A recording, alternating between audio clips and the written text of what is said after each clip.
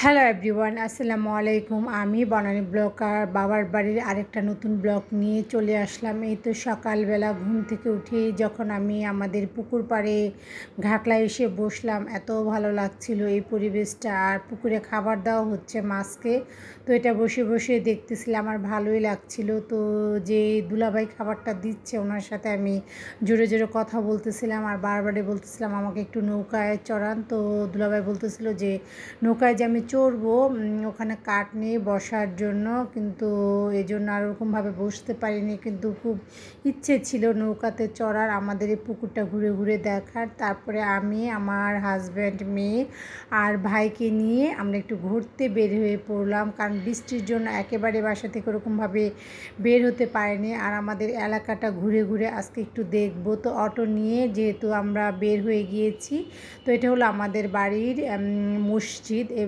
মসজিদটা আমাদের বাড়ির সামনেই পড়ে আর কি, বাসায় ঢোকার আগে। আর এখানে হলো একটা পাকা ঘাটলা, কাঁঠাল রাখা হয়েছে বিক্রি করার জন্য। আর ওয়েদারটাও এত সুন্দর ছিল, এত বেশি ভালো লাগছিল, মানে বলে বোঝাতে পারবো না। কারণ আমাদের এই জায়গাটা যেহেতু আমাদের অনেক পরিচিত, তাই ভালো লাগাটা বেশি কাজ করে। আর আমার মেয়ে অনেক বেশি খুশি ছিল, আমার ভাই অনেক কথা বলতেছিল, মানে সব কিছু নতুন নতুন আপডেট হচ্ছে, ও দেশ উন্নত হয়ে যাচ্ছে আর এই জায়গার দামের ভ্যালু অনেক বেড়ে গিয়েছে, এগুলো বলতেছিল। তারপরে আমরা অটো দিয়ে প্রচুর ঘুরলাম আর কি, আমরা সোনারং পর্যন্ত গিয়েছিলাম। তারপরে পরিচিত যার সাথে রাস্তার মধ্যে দেখা হয়েছে তাদের সাথে কথা বলতেছিলাম। আর এটা হলো আমাদের বাড়ির সামনের যেই দোকানপাট মসজিদ, এটা হলো কাঠের ফার্নিচার এখানে তৈরি করা হয়। আর এই হলো আমাদের পুকুরটা, বড় যে পুকুরটা আমি সবসময় দেখাই আপনাদেরকে, সেই পুকুরটা আজকে মেন রোড থেকে দেখাচ্ছি। আর ওই যে দেখা যাচ্ছে আমাদের পাকা ঘাটলা, আমাদের এই পুকুরে কিন্তু দুইটা পাকা ঘাটলা আছে, আমাদের এবং আমার মেজু চাচা দুইটা একটা, তো আমাদের দুইটা পাকা ঘাটলা একই পুকুরের মধ্যে।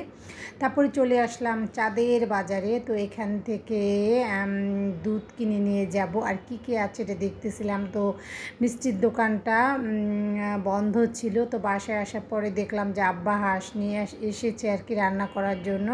আজকে দুপুরে খাওয়া দাওয়া হবে হাঁস। আর এই তো আমাদের বাসার যে ঘাটলাটা, এখানে প্রচুর মানুষ বসে আছে, যেহেতু আমাদের এই বাসায় পুষ্টি এবং টিকাদান কেন্দ্র।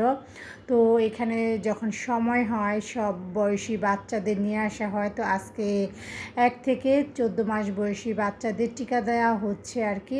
আর যেই স্বাস্থ্যসেবা দরকার এটা আমাদের এই বাসা থেকে দেওয়া হয়, যেহেতু কেন্দ্রটা আমাদের এই বাড়িতে। তো সবাই এলাকার মানুষ যখন আসে সত্যি খুবই ভালো লাগে, সবাইকে দেখি কথা বলতেছিলাম। আর আমার মেয়ে যত ছোট ছোট বাচ্চা আছে তাদের সবাইকে কুলে নিচ্ছিল। তো এটা হলো দুপুরবেলা রান্না বাড়ার প্রিপারেশন নেওয়া হচ্ছে। তো টাকি মাছ নেওয়া হয়েছে ভর্তা করার জন্য, উস্তা ভাজি, তারপরে এখানে সব কিছু কেটে গুছানো হচ্ছে। আর এই তো হাঁসের মাংস রান্না করা হয়েছে আর কি। তো বড় হাঁড়ি দিয়ে হাঁসের মাংসগুলো রান্না করা হচ্ছে, বড় হাঁড়িতে নাড়াচাড়া করতে সুবিধা। তো জামাই যেহেতু শ্বশুর বাড়িতে এসেছে, হাঁসের মাংস খাওয়া হবে, এটা তো অন্যরকম। আর এই হাঁড়িতে রান্না করা হচ্ছে চালি কুমড়ার শাক। তো এটা একটু সিদ্ধ করে পানি ফেলে দেওয়া হবে আর কি, তারপরে রসুন দিয়ে বাগার দিয়ে নেওয়া হবে। আর এই শ্যুটটা নিয়েছি হলো বিকেলবেলা।